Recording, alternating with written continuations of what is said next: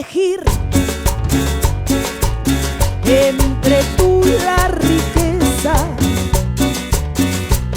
con esa grandeza que lleva consigo. Hay amor si me das a elegir entre tú y la gloria, pa' que hable la historia de mí por los siglos. Hay amor, me quedo contigo, pues me he enamorado y te quiero, y solo deseo estar a tu lado, soñar con tus ojos, besarte los labios. Comenzamos un nuevo programa de Peronismo Puro, como todos los sábados a las 21 horas por TV Clip Canal 16, en nuestra segunda temporada, y hoy con la compañía, con la presencia de no un compañero, un compañerazo, un invitado de la casa, con el compañero Francisco Pestana. ¿Cómo estás, Francisco? ¿Qué tal? ¿Cómo andás vos? Darío, tanto tiempo. Bien, Francisco. Tanto tiempo La verdad, bueno, por lo menos de no vernos presencialmente. claro, sí. Eso es más lindo, está mejor vernos personalmente, pero bueno, con el tema de la pandemia nos obliga a hacer este tipo de programas, así, ¿no? Con entrevistas por Zoom. Francisco, Buenísimo. sí, en Sí. principio me gustaría que le cuentes qué rol cumplís en la Universidad de Lanús a nuestro público, ¿no?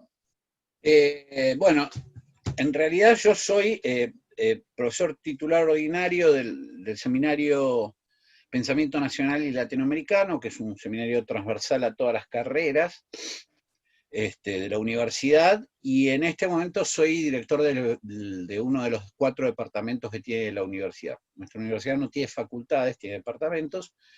Dentro de esa estructura yo soy uno de los 4 directores, hay una directora, ¿no? En el caso mío del Departamento de Planificación y Políticas Públicas. Bueno, Francisco, uno de los temas por los cuales me había pensado en la entrevista es hablar un poquito de peronismo y filosofía, ¿no? Sí. Y sobre todo, para arrancar, digamos, ¿el peronismo es una ideología? No, nada que ver. Y esta es una muy buena pregunta, porque generalmente se habla de la ideología peronista. De ninguna Claro, para ir manera. desmontando mitos, ¿no? Sí.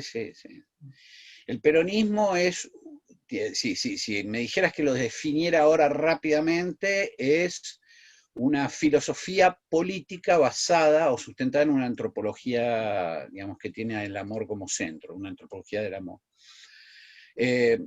Claro que no lo es. A pesar de que en algunos discursos se suele utilizar en forma equívoca este término, el primer peronismo surge como una filosofía que tiene en cuenta 2 aspectos fundamentales. El primer aspecto es la incertidumbre mundial por el destino de la humanidad, sobre todo después de las experiencias nucleares de Hiroshima y Nagasaki. Surge una nueva sensibilidad mundial ante la posibilidad de que, en cierto sentido, el desarrollo tecnológico condujera a la destrucción del planeta. Digamos, esas corrientes filosóficas que empezaron también impugnando, digamos, los principios por los cuales se había constituido esa idea de un progreso indefinido, imparable, que nadie podía detener, y que los hechos en Europa había conducido a 2 espantosas y horrorosas guerras que culminan además con la demostración física de un poder destructivo inédito hasta ese momento. Bueno, empieza toda una serie de formulaciones críticas en todo el mundo, y en particular en la Argentina, donde la filosofía era muy fuerte. Aquí existieron grandes filósofos, extraordinarios filósofos y filósofas, que empezaron a impugnar básicamente, digamos, las bases ideológicas sobre las cuales se había constituido ese enfrentamiento nuclear, ese enfrentamiento anterior a la guerra y del peligro potencial después de la guerra mundial. Porque después de la guerra mundial aparecen como dos alternativas en Occidente civilizacionales, el comunismo y el capitalismo. Y ninguna de las dos, digamos, ni satisfacían ni garantizaban los ideales humanistas de la dignidad humana, ¿no? De la solidaridad, de la comprensión. Sí. Eran dos ideologías que directamente fueron a la guerra, ¿no? Para decirlo de alguna manera, a grosso modo. Y sí, pero la ideología justamente sale de Leidos, de la idea. Es una construcción de tipo racional, y muchas veces a priorística, sustentada en algunas determinadas leyes. Por ejemplo, el capitalismo está sustentado en la ley de la oferta y la demanda, o la ley de la mano libre del mercado, etcétera, etcétera. La otra está sustentada en lucha de clases, en supuestas leyes universales, pero es una producción ideológica. La filosofía es dialógica, es decir, hay un otro con el que se dialoga y hay un otro y lo otro, es decir, es un diálogo desde antiguo, y la filosofía además, digamos, han producido todas las culturas del mundo, cada cultura del mundo de acuerdo a su propia cosmovisión. En cambio, las ideologías son producto de la racionalidad, del tiempo de la racionalidad, y generalmente, aparte de una ideología, digamos, construye un otro al que hay que destruir, ¿no? Yo creo que el nacionalsocialismo fue una ideología, el comunismo real devino una ideología, y el capitalismo no deja de ser una ideología con base filosófica en el liberalismo individualista, ¿no? Ante este mundo, ante este marco filosófico, ¿no?, que nutre a este primer peronismo, lo que hace el justicialismo es dar una respuesta, ¿no?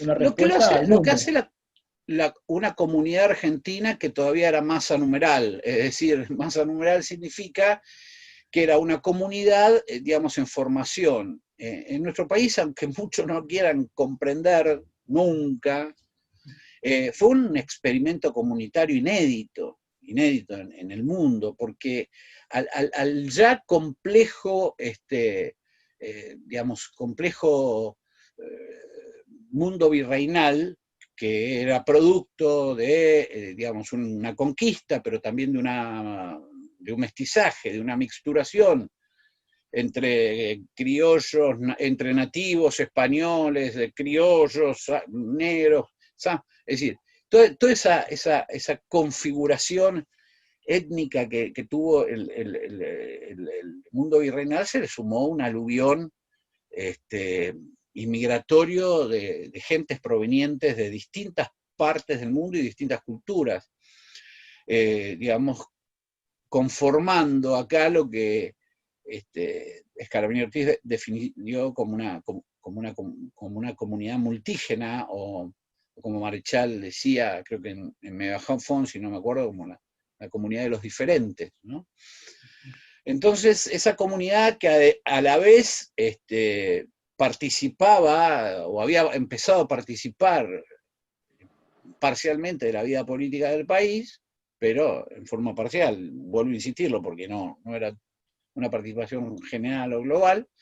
Bueno, además tiene la característica de no reproducir las circunstancias de la guerra ya aquí. O sea, aquí conviven alemanes, judíos, turcos, sirios, etcétera, etcétera, etcétera. Esa voluntad de crear una comunidad basada en la paz es básicamente una antropología del amor. Si yo decido ante el odio construir o convivir en el amor, estoy básicamente planteando una comunidad basada en un sentimiento positivo hacia lo otro. Y entonces, lentamente, y a partir del aporte de distintos pensadores y pensadoras, se fue construyendo una filosofía que terminó digamos, constituyéndose en un paradigma civilizacional alternativo al que nos ofertaba el mundo occidental después de las dos guerras, Esto ¿no? sería la comunidad organizada, ¿no?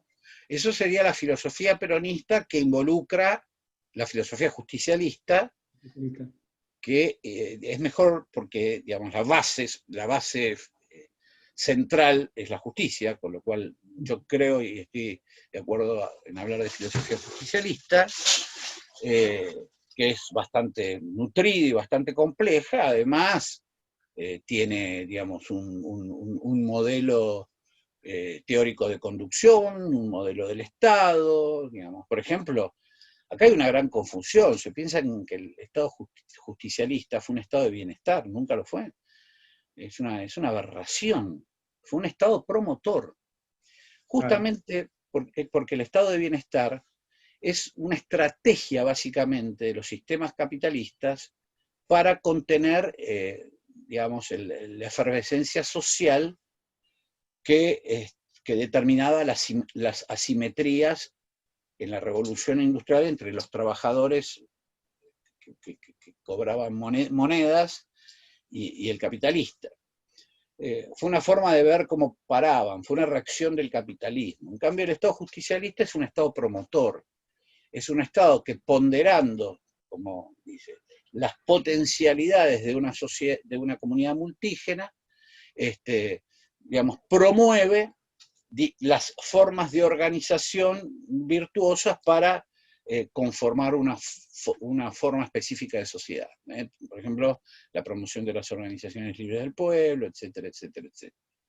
Con lo cual, nosotros, yo creo que inclusive el mismo peronismo está perdiendo la batalla semántica, ya no sé qué palabra ponerle, porque nunca fuimos un estado de bienestar. Nunca fuimos una reacción de un país capitalista eso es lo que dicen los antiperonistas. O sea, cuando se habla del peronismo como estado de bienestar, se está haciendo antiperonismo. Porque se está diciendo, en definitiva, que el peronismo, digamos, lo que hizo es transformar el capitalismo para contener a las masas obreras, etc. Nada que ver. Es un error histórico, absurdo, pero bueno, se repite y bueno, todavía siguen con esa perorata.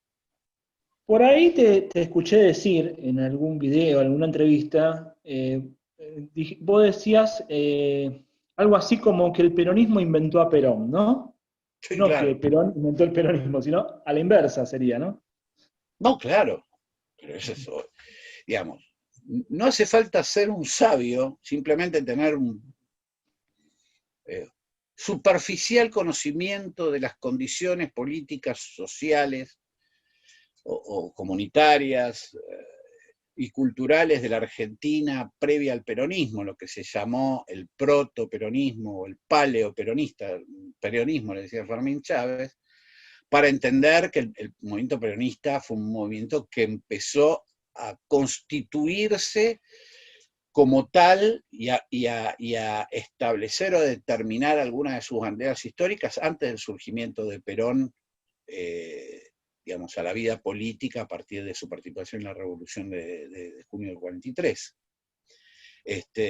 Perón fue el conductor de ese movimiento que se fue conformando a partir de un proceso y lo cabalgó, como decía él, cabalgó la historia. No, él mismo lo reconoce. Yo no soy un licenciado, soy un aficionado en la política. Yo soy un conductor. ¿Y qué es lo que condujo? Condujo el caballo de la historia. Claro. Es decir, la historia estaba avanzando para un lado y él se puso arriba, la montó y la condujo magistralmente, interpretó como nadie cuáles eran las aspiraciones y los sentimientos y las sensaciones de la comunidad de entonces, ¿no? Y la llevó a la práctica con un magisterio extraordinario, pero era como político, cuando él dice, yo como político soy un aficionado, y él tiene razón, nunca aprendí, porque en definitiva,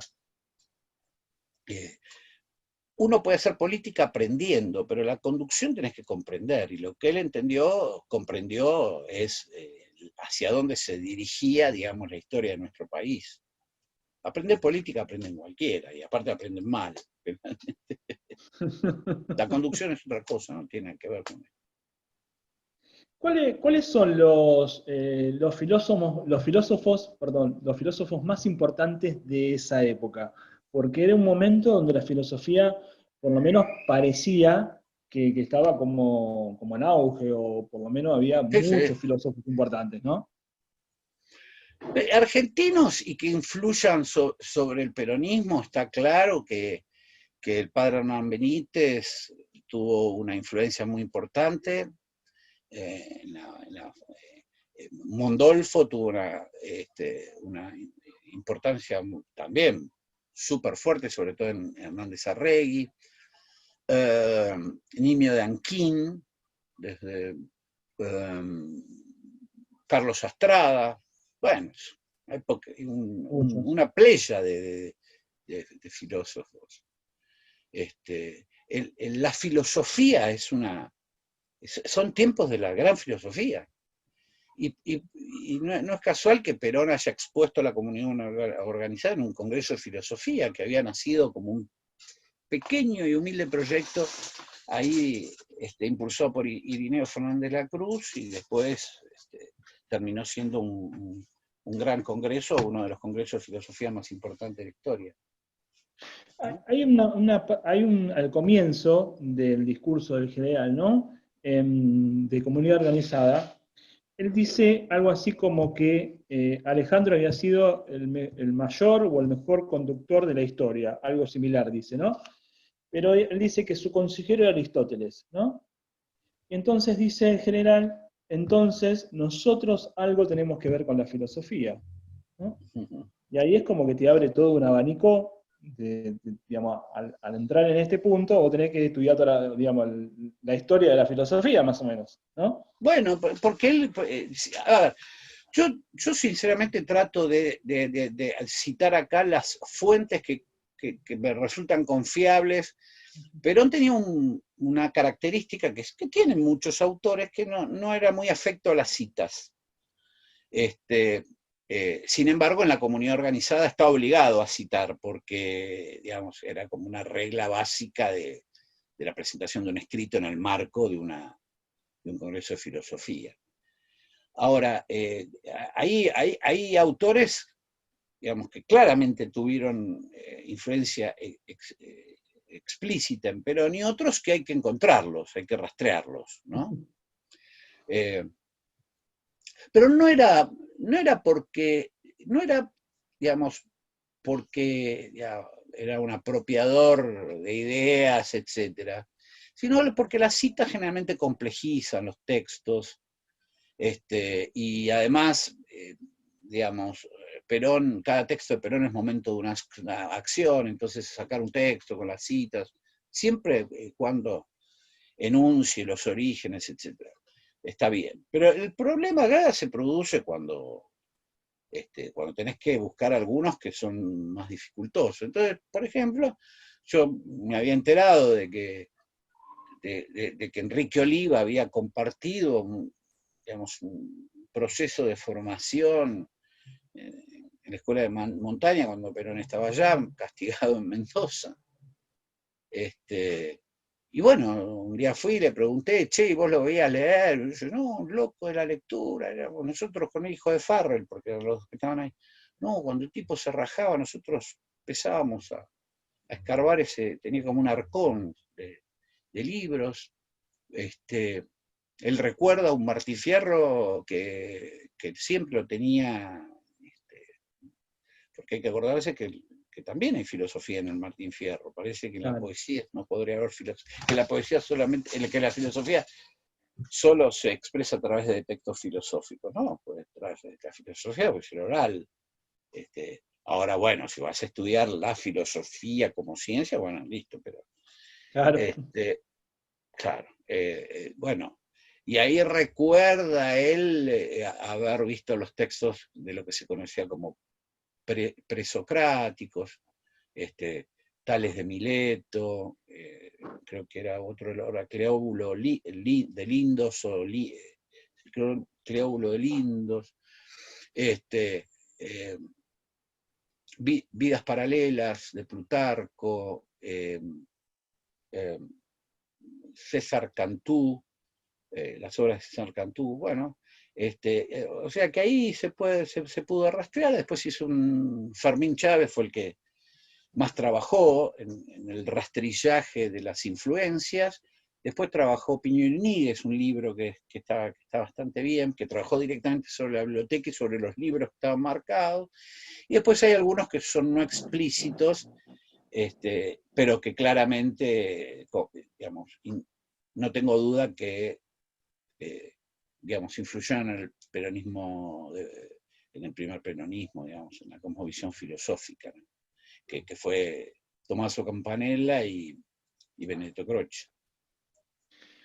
Francisco, cambiando quizás un poquito de tema, el peronismo es algo que se repite, ¿no? Se dice bastante. ¿Es un sentimiento el peronismo? Bueno, es una pregunta que la verdad te la voy a responder de esta forma. A ver. Digamos, para gran parte de nuestros autores, la razón no estaba escindida de la pasión. Es decir, en Europa estaba muy consagrado el iluminismo, esta idea de la separación entre la razón omnipresente, omnipotente, la razón universal. Había como un endiosamiento de la razón que inclusive podía manejar nuestra parte animal, digamos, ¿no? Para nuestro... en cambio, para otros filósofos, y sobre todo los nuestros, digamos, no se expresó en ese momento. La idea de sentipensar es posterior, digamos, es para la época de los 70, Kusch y posteriores. Pero, digamos, eso se empieza claramente a observar que esa razón no está escindida, que somos razón y pasión, digamos, que somos en ese sentido razón y pasión, razón y sentir, etc. Por lo tanto, el sentir también, digamos, diríamos, es una forma de pensar algo. El vínculo afectivo con algo tiene, digamos, cierto contenido de racionalidad. Con lo cual está muy bien definir al peronismo como un sentimiento. A mí me encanta eso, porque mucha gente te dice, bueno, entonces si es un sentimiento es una porquería. Bueno, porque si es un sentimiento amoroso es muy positivo, ¿no? Pero al contrario, digamos, cuando se expresa que el peronismo es un sentimiento, se está expresando una forma de, digamos, incorporarse intelectivo sensitivamente al movimiento. Ahora, Francisco, te voy a pedir unos minutos, vamos ¿Sí? a ir a un corte y ya vamos regresando de nuevo con Peronismo Puro, ¿te parece? Sí, no, ¿cómo no? Bueno, vamos a un corte y ya regresamos con Peronismo Puro. Agustín Valladares, Argentina Unida. De Lanús para Lanús. Está bueno.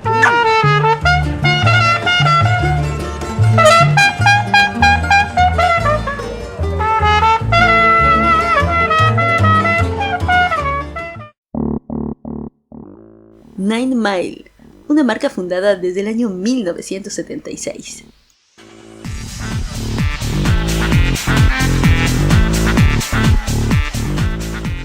Con diseños, calidad y confort.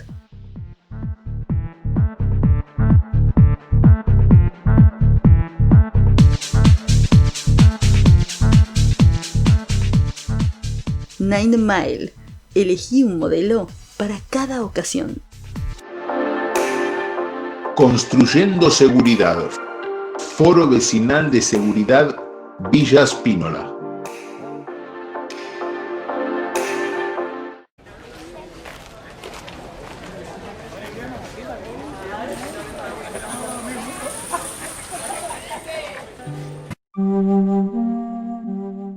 Abogados Castillo y Asociados.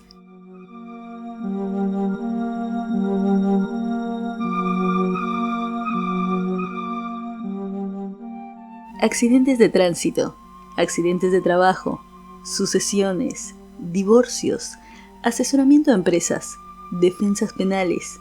Consulta al 1135536703 o al 2070-2143. Pedro de Rojas y Acevedo 892, Lanús.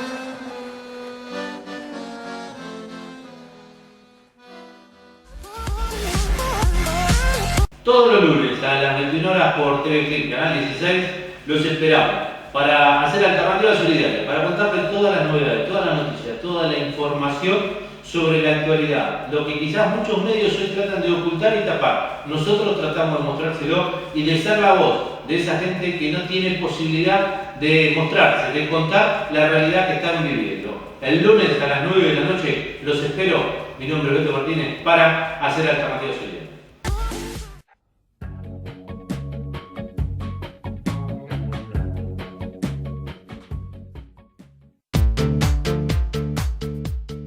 ¿Quieres hacer tu programa? Comunícate al 1150-211560 o a través del Facebook de TV Clip.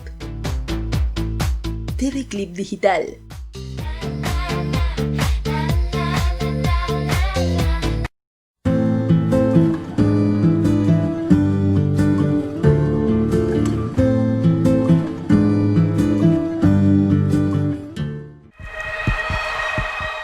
Agrupación Todos Unidos, Lanús.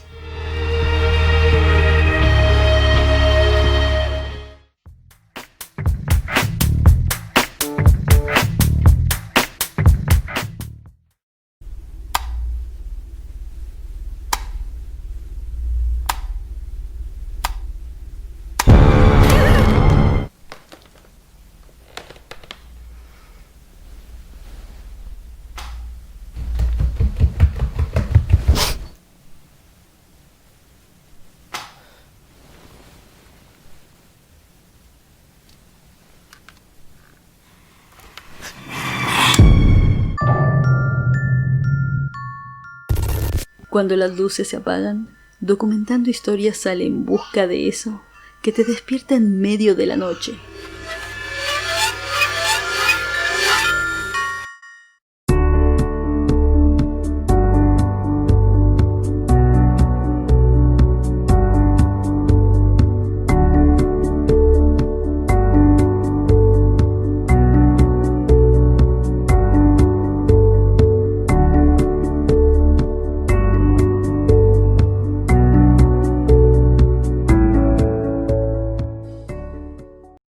Y continuamos con Peronismo Puro. Les recuerdo nuestro programa todos los sábados a las 21 horas por TV Clip, Canal 16. Y acá seguimos en compañía de Francisco Pestana. La verdad, un lujo el invitado que tenemos hoy en el programa, como generalmente casi todos los invitados, ¿no? Y ahora, Francisco, una pregunta que tiene que ver con lo cultural, pero no solo lo cultural por lo cultural, sino la pregunta es si el peronismo es una revolución cultural. El peronismo es producto de una gran convulsión cultural que nunca fue vista como revolución por la misma razón que no fue vista como revolución la del 4 de junio. Digamos, por una cierta estandarización de las ideologías clásicas europeas sobre lo que significaba la revolución. Vos sabés que las palabras adquieren muchos significados y sentidos de acuerdo, digamos, al lugar histórico y al momento histórico, al lugar geográfico, al momento histórico donde te sitúes. Las palabras van cambiando, inclusive a veces de significado, ampliando, achicando su campo de significado. Pero además, bueno, digamos, el concepto de revolución estaba muy vinculada primero a la francesa o a lo de los comuneros, o después a la Revolución Rusa, ¿no? No pudiendo comprender cuándo en América se produce una revolución. Por lo tanto, todo ese proceso entre el 20 y el 40, donde este experimento comunitario empieza a interrogarse sobre la identidad, a generar nuevas expresiones culturales que representan el sentipensar de una Argentina, digamos, convulsionada y compleja.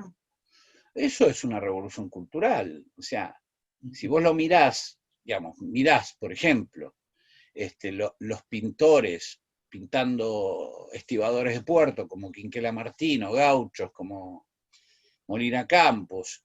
Si vos ves que ahí empiezan a converger y a florecer las orquestas de tango y la danza, el tango es un abrazo, ya todos lo sabemos, parece que todos lo sabemos, pero no lo sabemos. O sea, el tango es un abrazo entre distintos, expresa una necesidad de encuentro entre distintos. Se bailaba entre hombres al principio, imagínate un tano, un descendiente gallego abrazado. Está claro que ahí hay una búsqueda de dejar esa soledad que expresaba Scalabrini Ortiz y dejar de ser masa numeral y ser parte del pueblo organizado, ¿no? Bueno, están los Scalabrini, está Jauretche, están Roberto Ara, está Borges. ¿Por qué no? Porque, digamos, más allá de sus posiciones políticas, Borges es un extraordinario escritor a partir del cual podés adentrarte una época, la misma que Victorio Campo. Está Lamerello, está Gardel, Lepera, Canaro, Contursi, Tuñón, Scalabrini Ortiz, está, bueno, qué sé yo. Es un montón. Sí. Cuando vos mirás el equipo de toda esa generación, nunca más se repitió en la Argentina. Sí. Tuvimos un equipo extraordinario. Brillante. Pero en todos los ámbitos, incluso desde la salud, por ejemplo, Carrillo, bueno, ¿no? Tipo gigantes, ¿no? Vistos desde hoy, ¿no? Sí. Exacto. Bueno, Discépolo, los dos. Claro, Discépolo. El costumbrismo, luego, viste, girando entre el nativismo, ¿no? Sí. A mí me da la impresión que esa es una época muy poco estudiada, pero creo que adrede, porque yo creo que hay mucho temor a descubrir, por ejemplo, la influencia que tiene la cultura popular en la política. Generalmente hay una tendencia a separar política y cultura, y en América Latina están imbricadas absolutamente, como también separar entre teoría y acción, ¿no? Sí, Estamos también siempre... el ocultamiento de la hispanidad, ¿no? Hay como un ocultamiento de la hispanidad, y se toma, digamos, desde, para decirlo de alguna manera, como propaganda del régimen, la teoría de la leyenda negra, ¿no? Para decirlo de alguna manera. Bueno, mirá, todo proceso de conquista, primero, cuando uno tiene que abordar la historia, todo proceso de conquista es traumático. Claro. Es un traumatismo, ¿no? No solamente para quien es conquistado, sino para el conquistador. Así es. Y el traumatismo, además, se multiplica porque aquí España es la única nación colonial, o Estado-nación, o Estado en formación colonial, que mezcla su sangre con las etnias nativas. Es la única experiencia en el mundo colonial.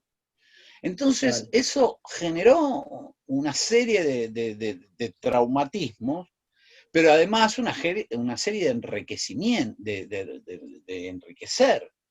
Es decir, porque yo también podría escribir la leyenda negra de Montezuma, por todas las barbaridades que hizo Montezuma con los empoalas o con los tlaxcaltecas.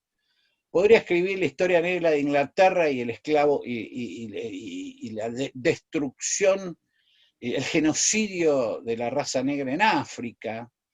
En realidad sí, o sea, yo creo que Inglaterra utiliza la leyenda negra para, de alguna manera, consolidarse como un nuevo imperio dotado de una civilización humanista, y etcétera. Digamos que existieron barbaridades que cometieron los encomenderos acá,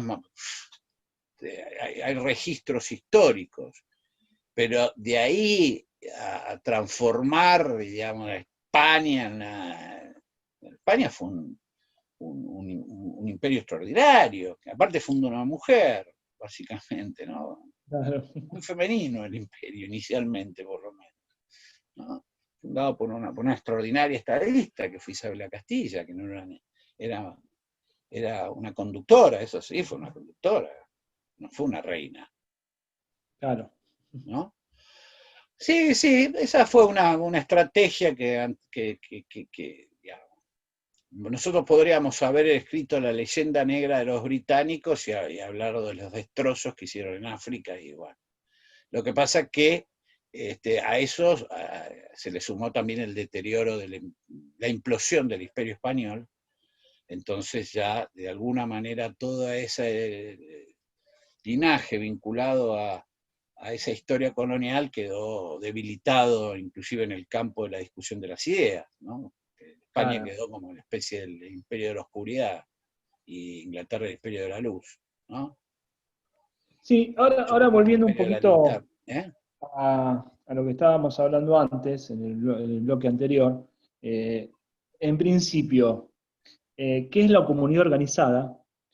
Y segundo, ¿cuáles son, digamos, las ideas principales, sobre todo, más que nada, de la comunidad organizada, ¿no? Sí. Ante todo te quería contestar una cosa sí. que es muy importante respecto a una pregunta que me hiciste recién, porque ¿cómo negar la importancia que tuvo la hispanidad en la constitución de nuestra, digamos, que lo niega es? Y de hecho, fíjate que es Irigoyen el que instala el Día de la Raza, digamos, claramente influenciado por, digamos, los riesgos que implicaba una ruptura, digamos, de la identidad a partir de, claro, el impulso fuerte de un imperio que buscaba y buscaba y buscaba. Con lo cual, hay que ver muy bien. Ahora, ¿qué es, digamos, si nosotros somos un novum histórico, somos algo más que la hispanidad? Hay algunos que se equivocan, dicen que nosotros deberíamos ser la continuidad de esa estirpe. Yo creo que no, América es otra cosa. Claro. No, somos bueno, Porati, bueno, lo dijo, digamos, Perón rescata la hispanidad, pero dice, somos otra cosa. Claro. Somos latinoamericanos, o sea, hay una competencia narcisística entre los que, digamos, aquellos que piensan que nosotros somos la continuidad del estirpe y del impulso colonial hispánico, y otros que pensamos que somos algo nuevo, que tiene gran parte de eso y que hay que rescatarlo, qué sé yo soy un fanático de la poesía española, de Hernández, de Machado, de Quevedo, y del Cid, y del Quijote. ¿Cómo no va a ser parte también de nuestra historia? Porque toda la historia es nuestra historia. Acá hay un juego perverso, toda la historia es nuestra historia. Somos los indios, somos los godos, somos los criollos, somos los negros, somos todo.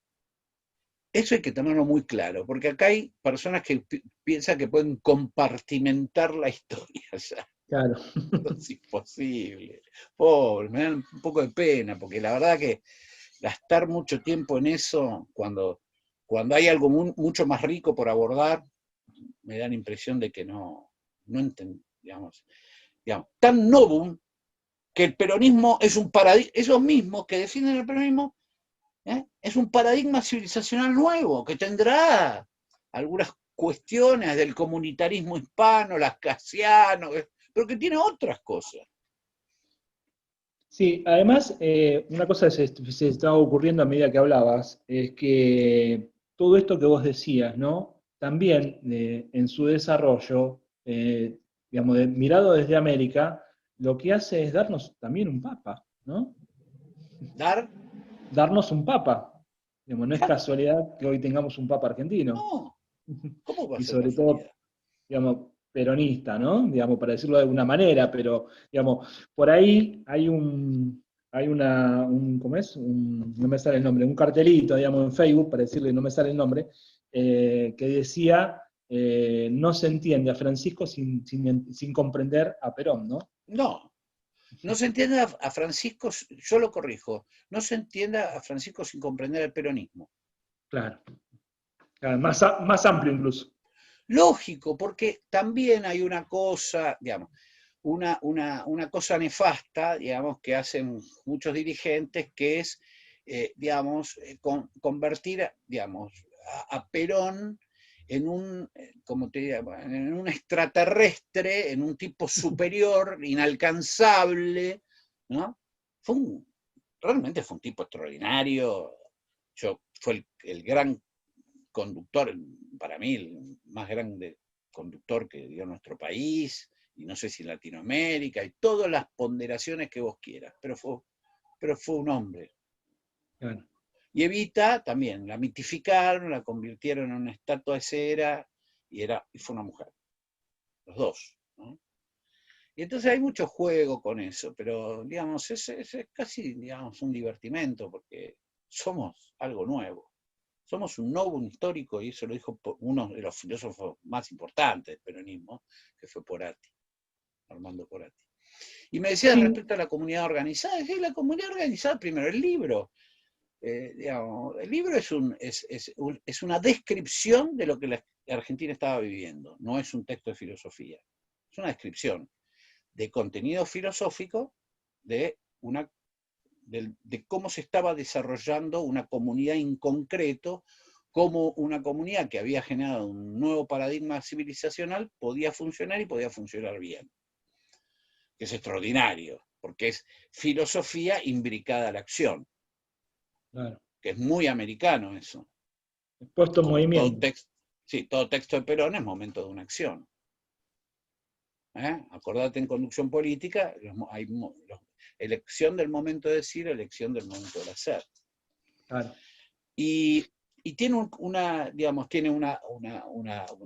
presupone la concepción de un ser humano, digamos, en eso es antiliberal, claramente, porque no cree, digamos, porque eso se llama comunidad, no se llama sociedad organizada. Es decir, que no cree en un individuo aislado, autosuficiente, sino muy por el contrario. Un individuo libre y autosuficiente que pacta un contrato social como si armaras un kiosco, ¿no? Las relaciones humanas se determinan a partir de la proximidad. Nosotros no elegimos dónde nacer. Y eso es en el seno de una comunidad, por lo tanto somos seres eminentemente comunitarios, y por lo tanto yo soy si vos sos. Claro. No es como el ser sajón, yo soy, ¿no? Claro, Yo soy en el si vos sos. peronismo esto del yo se transforma en nosotros, ¿no? Nosotros. Yo soy si vos sos y nosotros somos. Claro. Es un ser que está, ¿no? Por Que solo eso se... no podés ser libre en una comunidad que no lo es, no podés realizarte en una comunidad que no lo es. Sí, y también algo que también, ahí me viene, lo de esto de que también lo que hace, digamos, la comunidad, o mejor dicho, el peronismo, es apartarse del comunismo real, ¿no? ¿Del qué? Del comunismo real. El comunismo real es para Perón tan nefasto como el capitalismo en su estado pleno. ¿Por qué? Porque el comunismo real conducía a algo que es tremendo, que es la insectificación. Insectificación lo llama, humana. Significa digamos, la presencia de un Estado omnipresente, por un lado, desde el punto de vista económico, que la renta nacional sea apropiada por el Estado y no distribuida, digamos, desde el punto de vista económico. Esa es una crítica profunda, ¿no? Pero por el otro lado, digamos, la insectificación del ser humano significa la limitación de la capacidad de los seres humanos de crear. Digamos, o en todo caso, la orientación de lo que debes o no crear. En cambio, el Estado justicialista es promotor, promueve, ¿eh? No absorbe, no fagocita. O sea que hay una concepción de la persona humana, del Estado, de la familia, de la organización social. Es una filosofía. Le guste o no, es una filosofía. Una filosofía, tal cual. No es justo o no, es una filosofía teorizada en algunas partes, digamos, hay una teoría del Estado promotor, una teoría de la conducción dentro de un... ¿no? Es decir, y obviamente, digamos, llevada a la doctrina, que la doctrina son los grandes enunciados, ¿no? Los grandes objetivos de esa comunidad. Sí, y como nos estamos quedando sin tiempo, me gustaría hacerte una última pregunta, Francisco, que tiene que ver con comunidad y a su vez tiene que ver con la tercera posición, ¿no? ¿Cómo se pone en movimiento esta tercera posición, ¿no? A través de, digamos, de la comunidad sería, ¿no? Sí, naturalmente, por lo menos en Occidente, la posición filosófica del peronismo es, digamos, un distanciamiento radical con el comunismo real y un distanciamiento radical con el capitalismo. Sobre todo, digamos, digamos, la idea de la persona humana, en la dignidad y la libertad, son dos cuestiones importantes, pero la libertad situacional, siempre digo, una libertad, digamos, que implica, digamos, que nosotros es importante, ¿no? No la libertad del liberalismo, que yo pueda hacer lo que conduce al darwinismo social, ¿no? Claro. Pero también eso había que intentar organizarlo geopolíticamente, ¿no? Y bueno, yo creo que ese tercerismo requería, se orientaba a una acumulación de fuerzas por todos los países que se negaban a alinearse, digamos, a esas dos grandes potencias emergentes de la Segunda Guerra Mundial. Fue una estrategia interesante, obviamente, digamos, no pudo constituirse una fuerza tal como para poder destruir esa bipolaridad, pero sí ponerla en peligro.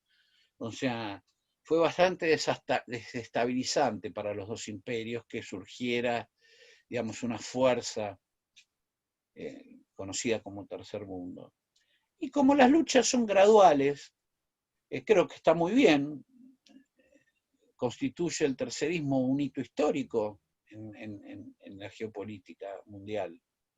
Así que bueno, a veces en esas batallas se ganan o se pierden, nadie tiene el triunfo garantizado. Lo que da mucha lástima es que los mejores momentos para nuestro país, sobre todo para los sectores del trabajo, digamos, fueron obviamente durante el primer peronismo, y lamentablemente el peronismo no pudo retomar, o no supo, o no quiso, o son los dirigentes, retomar ese modelo que claramente aún hoy puede conducirte a un mejoramiento en la calidad de vida. Hoy el 40% de la población por debajo de la línea de pobreza es una vergüenza, tendría que dar vergüenza, y lo vuelvo a repetir, vergüenza.